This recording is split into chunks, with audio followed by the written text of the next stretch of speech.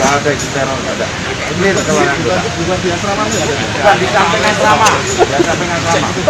Polisi menangkap seorang warga Indramayu berinisial S yang diduga pengirim kardus yang meledak di asrama polisi Sukoharjo, Jawa Tengah.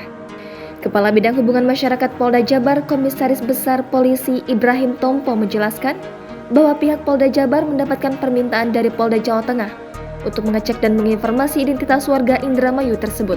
Saat ini, S telah diamankan di Polres Indramayu untuk dilakukan pemeriksaan lebih lanjut.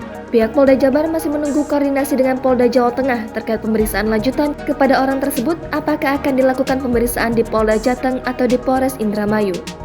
Seperti diketahui, sebuah paket meledak di asrama polisi Grogol Indah, Sukoharjo, Jawa Tengah pada Minggu 25 September 2022 pukul 18.00 waktu Indonesia Barat.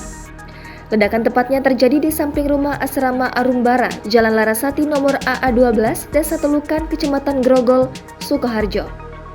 Adapun satu orang polisi yakni Bribda Dirgantara Pradipta dilarikan ke Rumah Sakit Indriati Solo Baru, kemudian dirujuk ke Rumah Sakit Muwardi Solo.